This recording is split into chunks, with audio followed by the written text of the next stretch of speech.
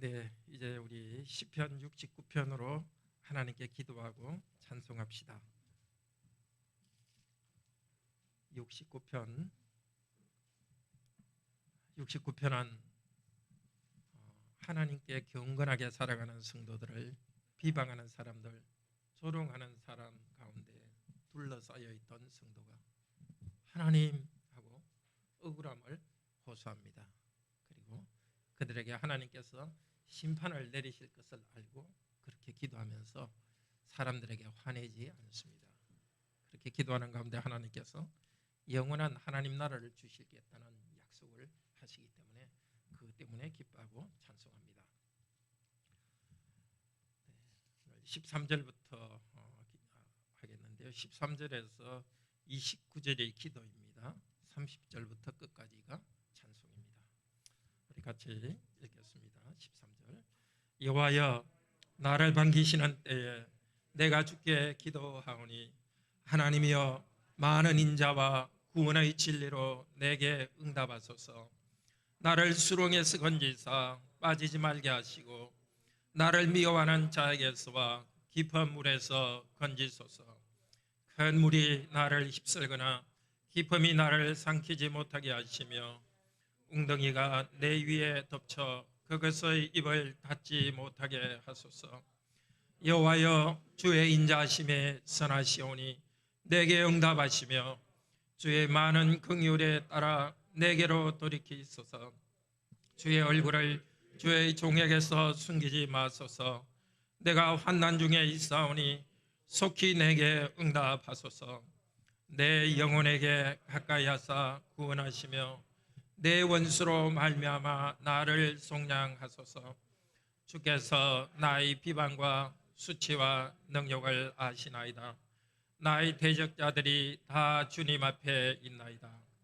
비방이 나의 마음을 상하게 하며 근심이 충만하니 불쌍히 여길 자를 바라나 없고 긍휼히 여길 자를 바라나 찾지 못하였나이다. 그들이 쓸개를 나의 음식물로 주며 목마를 때에는 초를 마시게 하였사오니 그들의 밥상이 올무가 되게 하시며 그들의 평안이 덫이 되게 하소서. 그들의 눈이 어두워 보지 못하게 하시며 그들의 허리가 항상 떨리게 하소서. 주의 분노를 그들의 위에 부으시며 주의 맹렬하신 노가 그들에게 미치게 하소서. 그들의 거처가 황폐하게 하시며 그들의 장막에 사는 자가 없게 하소서. 무릇 그들이 주께서 치신 자를 핍박하며 주께서 상하게 하신 자의 슬픔을 말하였사오니 그들의 죄악에 죄악을 더하사 주의 공의에 들어오지 못하게 하소서. 그들을 생명책에서 지우사 의인들과 함께 기록되지 말게 하소서. 오직 나는 가난하고 슬프오니 하나님이여, 주의 구원으로 나를 높이소서. 내가 노래로 하나님의 이름을 찬송하며 감사함으로 하나님을 위대하시다 하리니 이것이 소 곧 뿔과 굽이 있는 황소를 드림보다 여호와를 더욱 기쁘시게 함이 될 것이라. 공곤자가 이를 보고 기뻐하나니 하나님을 찾는 너희들아, 너희 마음을 소생하게 할지어다. 여호와는 궁핍한 자의 소리를 들으시며 자기로 말미암아 갇힌 자를 멸시하지 아니하시나니 천지가 그를 찬송할 것이요 바다와 그 중의 모든 생물도 그리할지로다. 하나님이 시온을 구원하시고 유다 성읍들을 건설하시리니 무리가 거기에 살며 소유를 삼으리로다. 그의 종들의 후손이 또한 이를 상속하고 그의 이름을 사랑하는 자가 그 중에 살리로다. 아멘. 자, 우리 어린이 말씀 하나님께서 우리에게 은혜 주시도록 같이 기도합시다. 자비로우신 하나님, 저희가 이 시간도 이 말씀으로 하나님께 기도하라고 말씀을 주셨습니다. 하나님을 찬양하라고 말씀을 주셨습니다.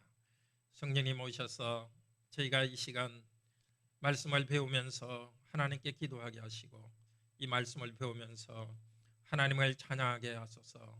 주 예수 그리스도 이름으로 기도드립니다. 아멘. 네, 어린이 말씀 듣겠습니다. 우리 일어서 주시고 집에 있는 어린이들도 일어서 주세요.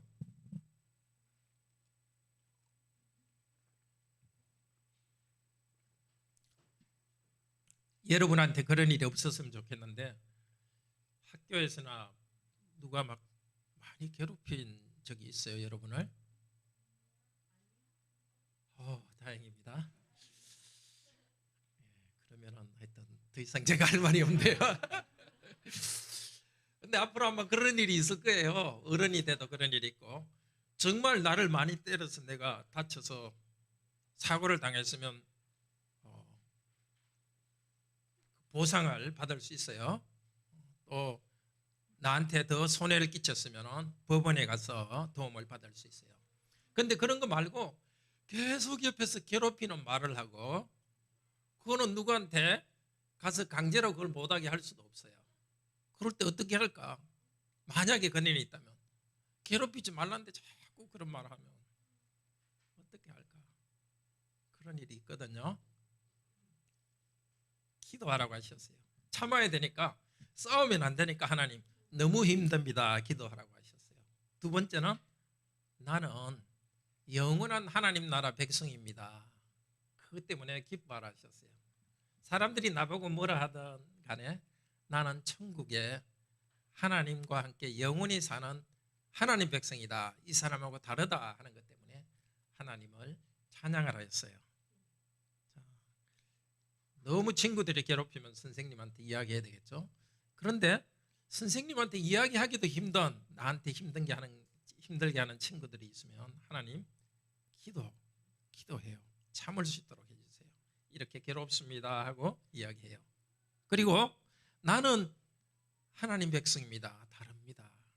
그렇게 하나님께 감사 찬송하도록 하세요.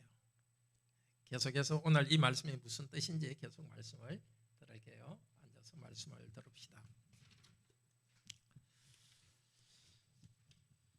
네, 그렇습니다. 우리가 경건하게 살아가는데 우리를 조롱하고 하는 사람들이 있습니다. 또 한 명이 아니라 여러 사람이 때를 지어가지고 우리를 안 좋다고 비웃는 때가 있습니다. 그때 우리는 하나님께 기도합시다. 그리고 우리에게는 영원한 나라, 하나님 나라를 주신 것을 기뻐하도록 합시다. 예수 그리스도를 믿는 우리에게는 항상 고난이 있습니다. 예수님 믿고 죄 용서 받았지만 우리가 죄를 지으면 하나님께서 우리를 벌하셔서 고난이 있습니다. 그런데 우리 성도님도 경험하셨겠지만 아무 잘못도 없는데도 뭔가 하나님께서 사고나 힘든 것을 통해서 나에게 어려운 일이 일어나게 하실 때가 있습니다. 그러면 옆에 있는 사람들이 우리를 보고 이상하게 말을 지어내고 비웃을 때가 있습니다. 우리 불행을 왠지 기뻐하는 사람들이 있습니다. 어떻게 해야 되죠? 오늘 기도하라고 하십니다. 기도할 때 찬양으로 나가게 하십니다. 오늘 14절부터 18절은 당신의 얼굴을 내게 숨기지 마소서 하면서 하나님 나를 돌봐주시옵소서 하고 기도합니다. 예수님께서 먼저 이런 기도를 하셨고 예수님 안에서 우리도 나를 도와주소서 하고 기도합니다. 두 번째는 19절에서 29절은 그들이 경건하게 살아가는 나와 교회를 비난하는 사람들이 하나님에게 심판받을 것이라는 것, 그것을 생각하며 위로를 받습니다. 기도 가운데 그것을 생각합니다. 애매하게 이유도 없이 나를 조롱하는 사람, 경건하게 살아가는 것을 조롱하는 사람은 하나님께서 심판하신다는 것을 통해 위로를 받습니다. 그리고 하나님 교회에 하나님 나라를 주신 것,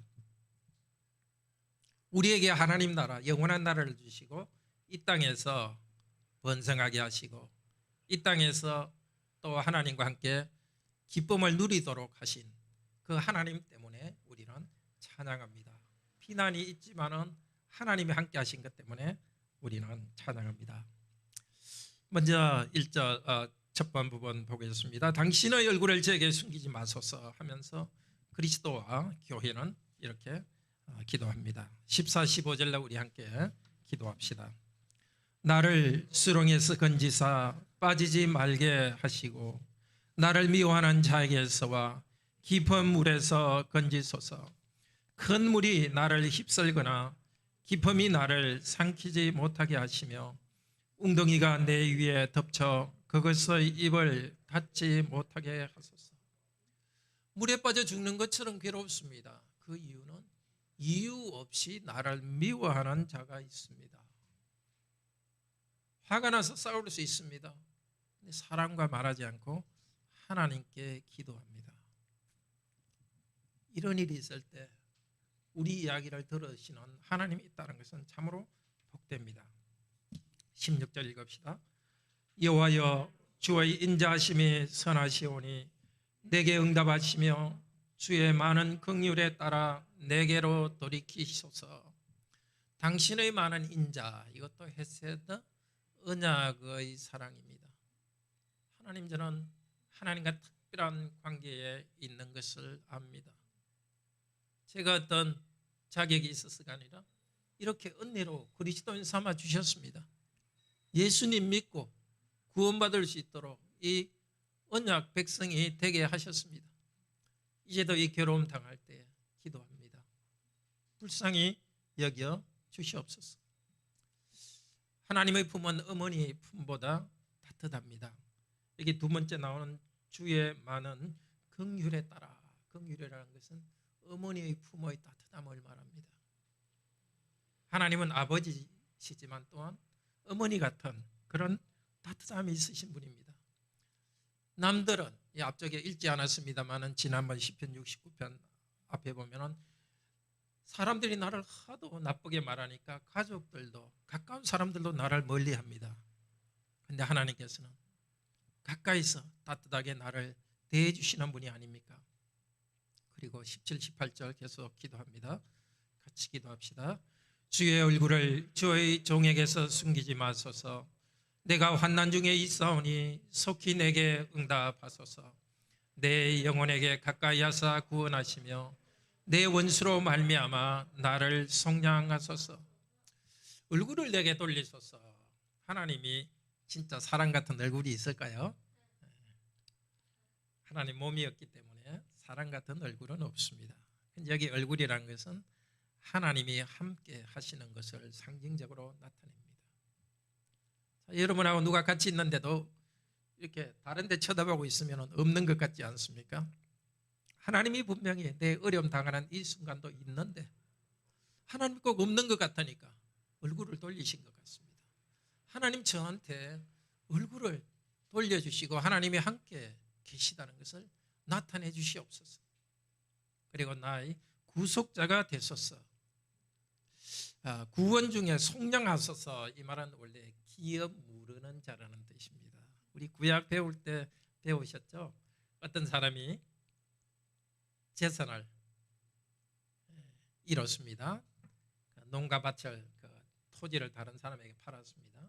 아니면 더 가난해가지고 자기 몸을 노예로 팔았습니다. 그때 가장 가까운 친척이 돈을 내가지고 토지를 다시 사게 해주고 자유를 회복해 주는 사람을 가까운 친척, 기업 무르는 자라는 뜻입니다.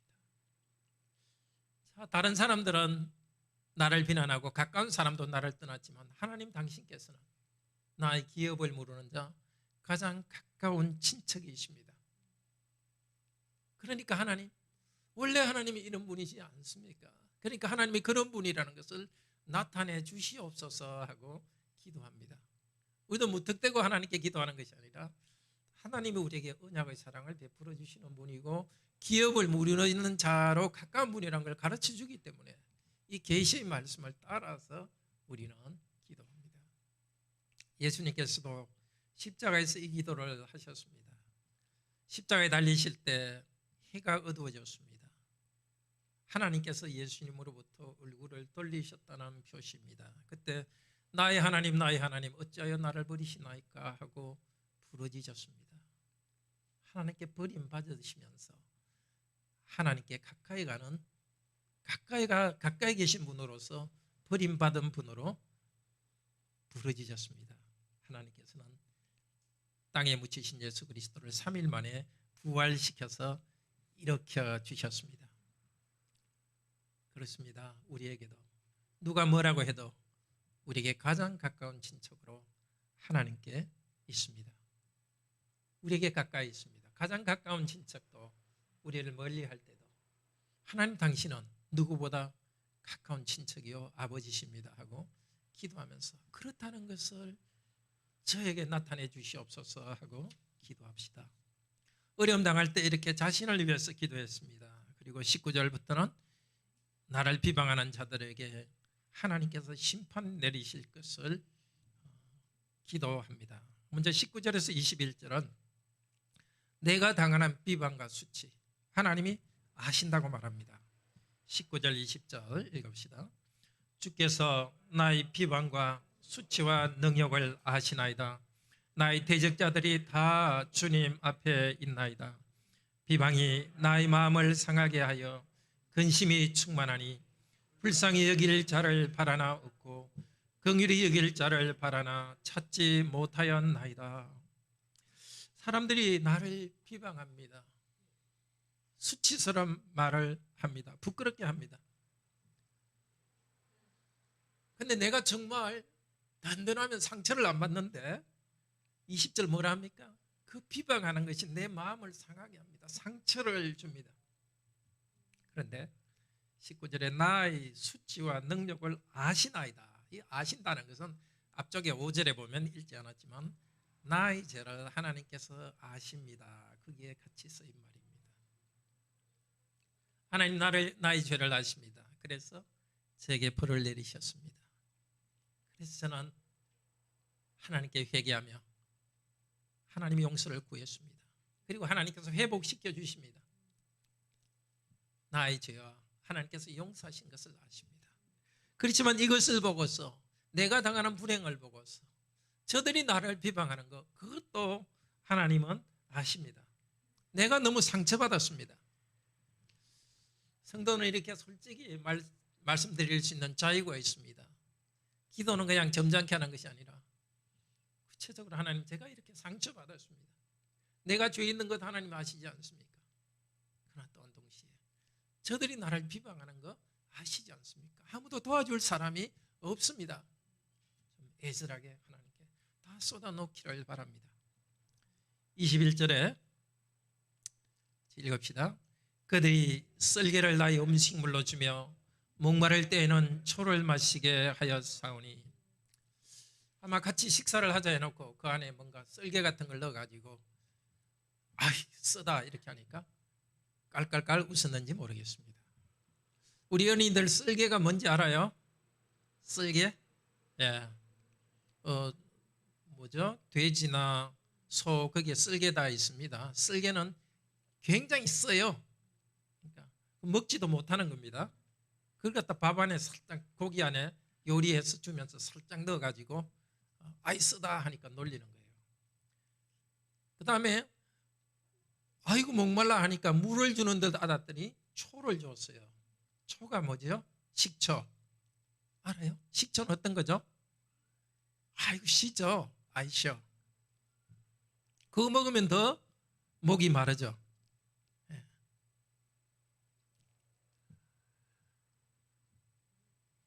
실제로 그렇게 식사하면서 그랬을 수도 있고 아니 보통 때 그냥 같이 이렇게 친구인 것처럼 하면서 도와주는 것 체하면서 나를 더 힘들게 하고서 깔깔깔 자기들이 웃는 것입니다. 자, 이렇게 비방당하고 고통당하는 것 예수님께서 먼저 하셨습니다. 요한복음 2장 9절에 보면은 주님의 집을 위하는 열성이 나를 삼킵니다. 우리 앞쪽에도 나왔던 거죠. 아마 7절인가 나왔던 거죠. 예수님께서 주님의 집을 위하는 열성. 성전에 갔더니 성전 마당에서 장사를 하고 있어서 예수님께서 장사치들을 다 쫓아냈습니다. 하나님의 교회에서 이방인들도 기도할 수 있도록 교회를 회복하기 위해서 열정을 가지고 하나님의 교회에 대한 열심으로 그렇게 했습니다. 그때 사람들이 비방했습니다. 그러니까 20절에 나오는 비방이라는 것은 9절에 나온 비방이고 바로 예수님께서 먼저 비방당하셨습니다. 또 21절의 썰기와 초는 예수님께서 십자가에서 당하신 일입니다. 마태복음 27장 48절에 보면은 십자가 위에서 달리시면서 내가 목마르다 하니까 사람들이 썰개를 갖다 주고 초를 갖다 주면서 예수님을 조롱했습니다. 예수님이 먼저 조롱당하고 비방당했습니다. 예수님 은혜로 구원받은 우리들도 하나님을 사랑하고 예수님께서 원하시는 그 길을 걸어갈 때 비방을 당하고 조롱을 받는다는 것을 알아야 되겠습니다. 만약 우리가 주님을 사랑하고 예배하고 말씀대로 순종하기 위해서 조롱이 있다면 우리가 예수님의 가는 길을 같이 가기 때문에 기뻐하도록 합시다. 그리고 고난당하고 부활하신 우리 주 예수 그리스도를 의지하여서 그것을 참고 나가기를 바랍니다. 22절부터는 이제 그들 악한 사람들에 대해서 하나님께서 내리실 심판에 대해서 말합니다. 22절에서 24절 읽읍시다. 그들의 밥상이 올무가 되게 하시며 그들의 평안이 덫이 되게 하소서. 그들의 눈이 어두워 보지 못하게 하시며 그들의 허리가 항상 떨리게 하소서. 주의 분노를 그들의 위에 부으시며 주의 맹렬하신 노가 그들에게 미치게 하소서. 그들의 밥상이 올무가 되게 하시고 이 성도를 놀리면서 자기들끼리 맛있게 먹고 비방하고 조롱하고 있습니다. 그것 때문에 오히려 자기들이 함정에 빠지게 해주세요. 뭔가 비방하고 조롱한 것 때문에 자기들이 부끄러운 일을 당하게 해주세요. 그들의 눈이라는 것은 사람의 지성과 생각을 말합니다. 생각이 어두워지게 해주소서. 그 다음에 그들의 허리 힘이 떨리게 하소서. 하나님 그들을 약하게 해주소서. 무엇보다도 하나님 분노를 쏟아 주시옵소서. 과연 이렇게 기도해도 될까요? 하나님, 저를 비방하고 조롱하는 사람들, 실제 눈도 침침하고 건강도 안 좋아지고 생각이 흐릿해지게 해주시옵소서. 하나님 진노로 쏟아 부어 주시옵소서. 이렇게 기도해도 될까요? 어떻게 생각하세요? 기도해도 되니까 이런 시편을 썼겠죠. 근데 우리가 알아야 될 것은 이 시편은 하나님의 특별한 영감, 성령의 감동을 받은 예언자로서 이 성도가 쓴 시편입니다. 그래서 이 성도로서는 누가 하나님에 의해서 완전히 버림받은 천국 백성이 아닌지를 선명히 아는 상태에서 말했습니다. 아니 다르게 말해서 하나님이 완전 지옥에 보낼 사람들에 대해서는 이렇게 말할 수 있다는 것입니다. 그렇지만 우리는 누가 그런 사람인지 잘 알 수 없습니다. 그렇기 때문에 누구를 보고서 하나님 이렇게 저주에 가까운 기도를 할 수는 없습니다. 그렇지만 기도할 수 있습니다. 하나님, 이렇게 제가 고난당하는데 이 고난을 주는 사람들이 하나님께서 선택하신 사람이 아니라면 이런 심판을 당할 것입니다. 애매하게 고난당하게 하는 자들은 하나님께서 그들을 진노를 쏟아 부으실 것입니다 하고 말합니다. 하나님께서 사랑하는 자에 대해서 도전하기 때문에 하나님의 적이 되었기 때문에 하나님께서 화가 나서 그들과 싸우십니다. 로마서 12장 9절에서 말합니다. 내 사랑하는 자들아 너희가 친히 원수를 갚지 말고 하나님의 진노하심에 맡기라. 성도는 이 어려움을 당할 때 압니다. 하나님께서 정당하게 벌을 내리실 것을 믿습니다. 그래서 아주 극단적인 경우, 아주 극악무도한 사람에게는 하나님께서 이렇게 하실 것입니다. 그러나 그렇지 않은 사람에게 대해서도 나에게 그런 정도로 괴로움을 주지 않는 사람에 대해서도 하나님이 무언가 심판을 내리실 것입니다. 이것을 알기 때문에 성도는 화나는 것이 없어집니다. 이렇게 나에게 부당한 사람, 일을 행한 사람, 하나님께서 분노를 쏟으시고 심판하신다는 것을 기도 가운데 이렇게 이 기도를 하면서 위로를 얻습니다. 그래서 로마서 12장 19절은 이어서 말합니다. 내 원수가 줄이거든 먹이고 목마르거든 마시게 하라. 너를 원수처럼 대하는 사람은 내게 밥에다가 썰개를 넣어서 제대로 먹지도 못하게 하고 물을 준다 하면서 식초를 준다 할지라도 너는 그들에게 좋은 것을 주어라. 왜냐하면 심판은 하나님께서 하시기 때문에. 그래서 우리 성도도 어려움이 있을 때 정말 마음속에 있는 것들을 그냥 꾹 참고 나는 그리스도인이니까 이것은 넘어갈 수 있다 하지 말고 이런 구체적인 기도로 말씀드리기를 바랍니다. 그리고 더 심한 이야기를 합니다. 25절 같이 읽읍시다. 그들의 거처가 황폐하게 하시며 그들의 장막에 사는 자가 없게 하소서. 장막이라는 집입니다. 집에 사는 자들이 없게 한다는 것은 후손도 끊긴다는 겁니다. 그리고 거처, 집도 되고 그들의 토지도 아주 황폐하게 돼서 황무지가 되어버립니다. 하나님의 백성들에 대해서 끝까지 저항하는 자들은 이 땅에 있을 곳이 없습니다. 하나님의 세상에서는 있을 곳이 없습니다. 바로 지옥에 가는 것입니다. 이 땅에서도 하나님께서는 하나님의 교회를 끝까지 핍박하는 자들에게는 하나님께서 섭리 가운데서 그들이 있을 곳을 얻게 심판하실 것입니다. 이 기도를 하면서 우리는 위로를 받습니다. 26절 또 읽읍시다. 무릇 그들이 주께서 치신 자를 핍박하며 주께서 상하게 하신 자의 슬픔을 말하였사오니. 26절에 무릇이란 여기에는 왜냐하면 이 말이 나옵니다. 왜 이 사람들이 이렇게 하나님의 진노를 받고 심판을 받아야 하는가 하면은 주님께서 치신 자, 주님께서 상하게 하신 자, 이게 누굴까요? 이 주님은 당신입니다. 당신께서 치신 자, 당신께서 상하게 하신 자, 바로 기도하는 나입니다. 그렇습니다. 하나님께서 저를 쳤습니다.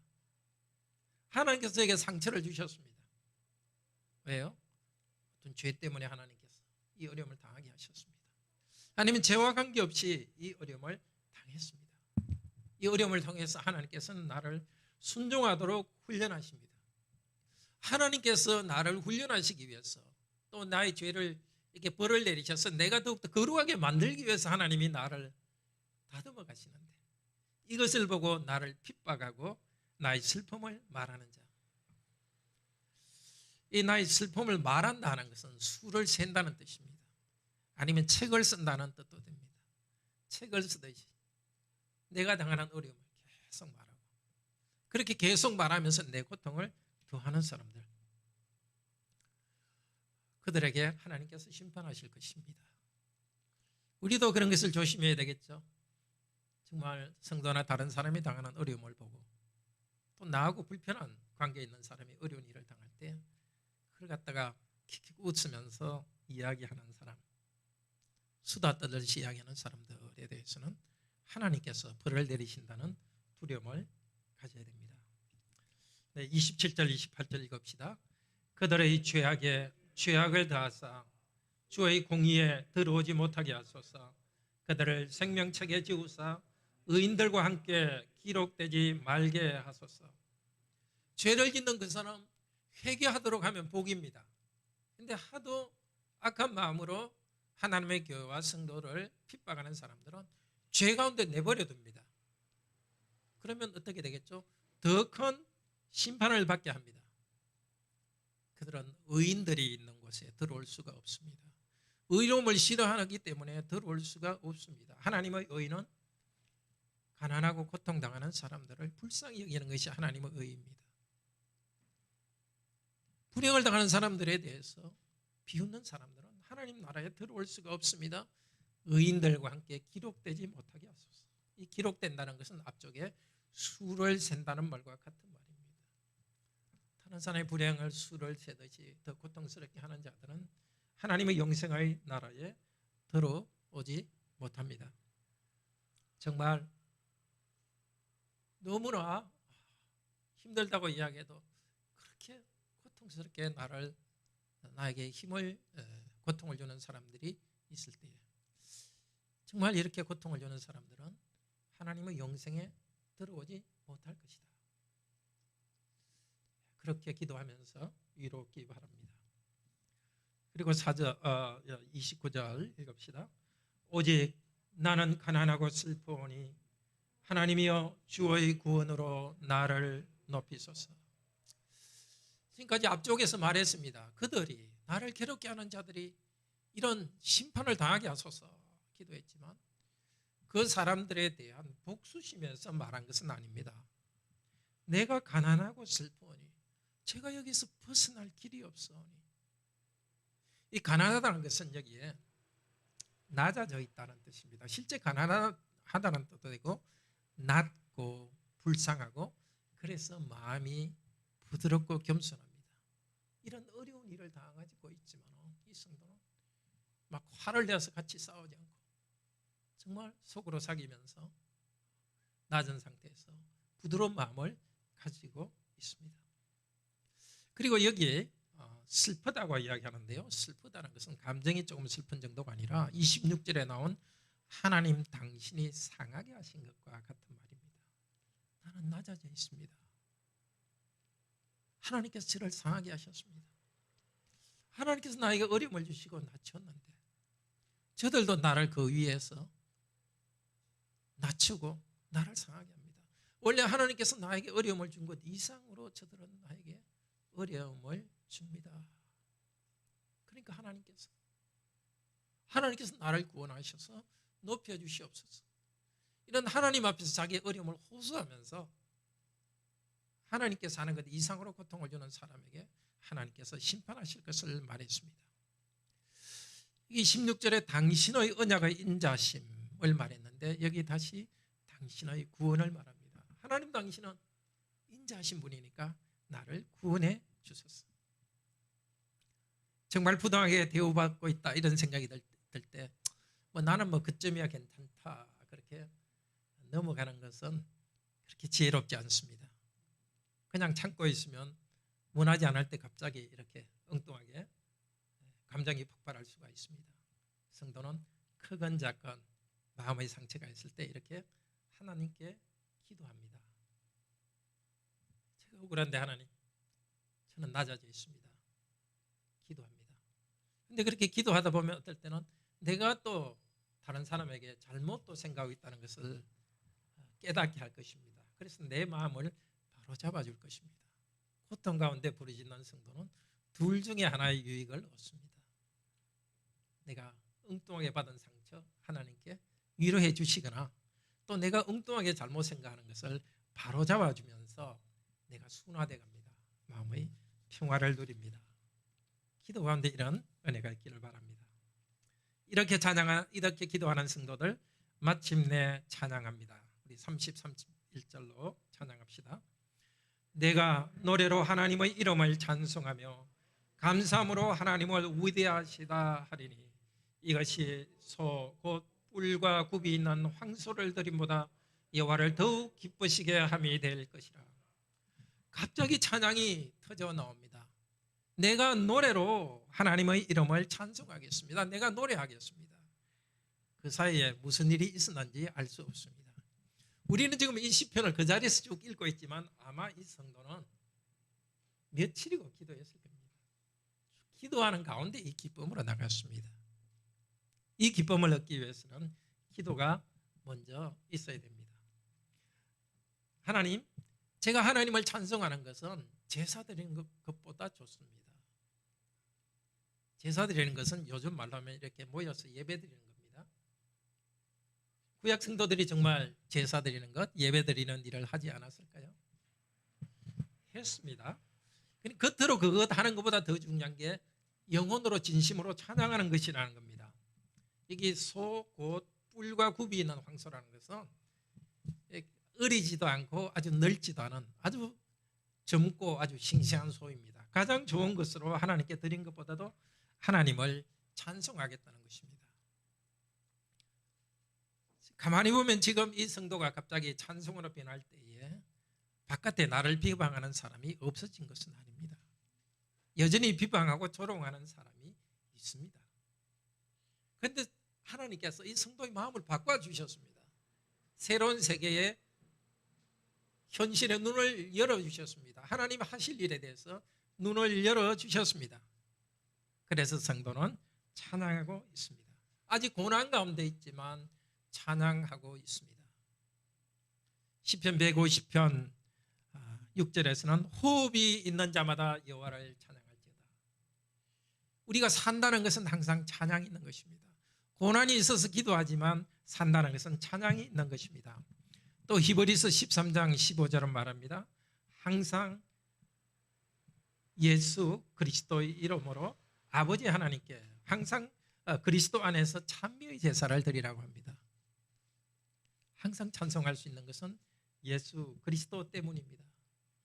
그리스도께서 우리보다 먼저 고난당하셨고 그리스도께서 부활하셨고 그리스도의 고난에 우리가 참여하고 있기 때문입니다. 에베소서 5장 20절에서도 예수 그리스도의 이름으로 항상 아버지 하나님께 감사하며, 우리가 고난 가운데 있지만 부활하신 예수 그리스도의 능력이 우리를 붙들고 있기 때문에 믿음 가운데 찬송합니다. 힘들다고 마치 다른 사람이 계속 알아봐 달라는 듯이 찌푸리고 다니는 것은 믿음의 자세가 아닙니다.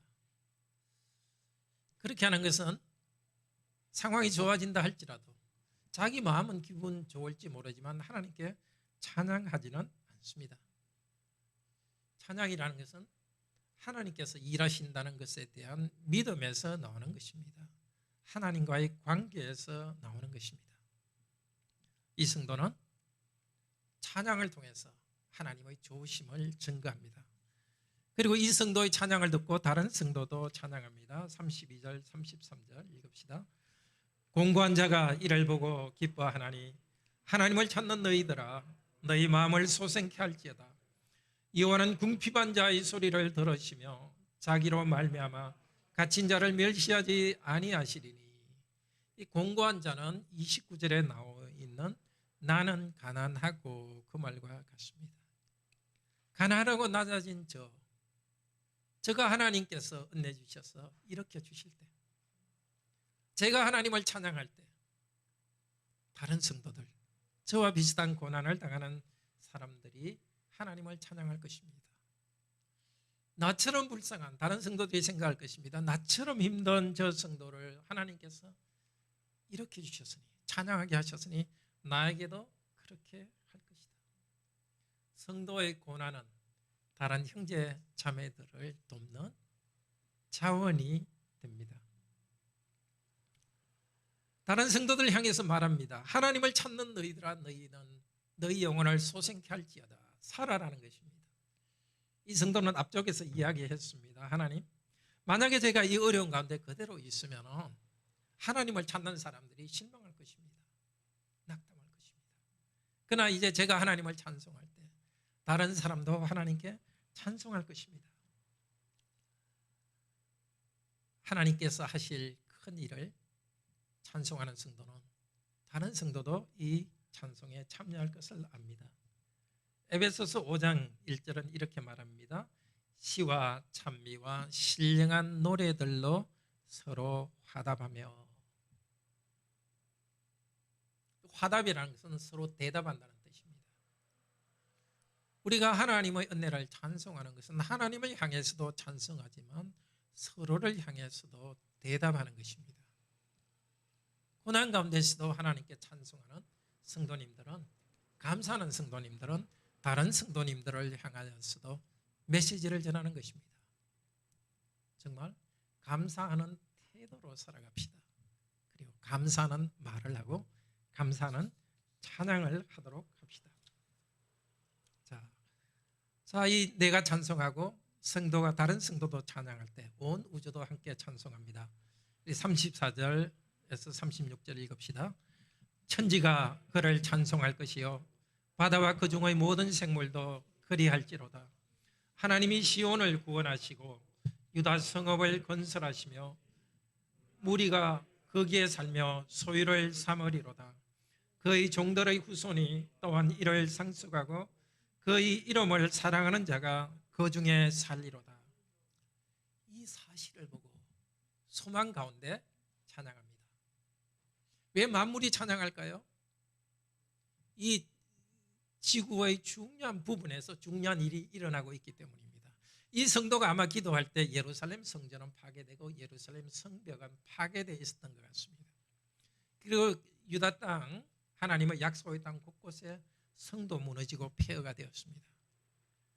소망 가운데 바라봅니다. 하나님께서 이제 회복시킬 날을 기다립니다. 다시 예루살렘 성전을 세우고 또 예루살렘 성벽도 세우고 곳곳에 있는 성도 세우실 것입니다. 그러니까 땅이 절구하는 것입니다. 예배하는 이곳이 파괴되어 있다가 예배하는 것이 회복되니까 땅 전체가 절구한다고 표현합니다. 사실은 이 성도와 또 모든 성도들이 소망 가운데 기뻐합니다.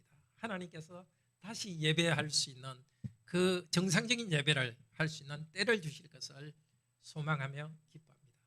그때는 시온산에 성전이 있는 곳에 예배할 것이고 그 땅을 기업으로 상속할 것이고 또 그 종들의 후손들이 그 땅을 또 상속할 것이다. 악한 자들은 자손도 없어질 것이지만 그들은 천국에 있을 것도 없을 것입니다. 그러나 하나님의 백성들은 생육하고 번성해서 점점점 수가 많아질 것입니다. 비록 그들이 비방하고 조롱하고 그래서 한동안 내가 풀이 주고 있던 때도 있었지만 교회는 계속 번성할 것입니다.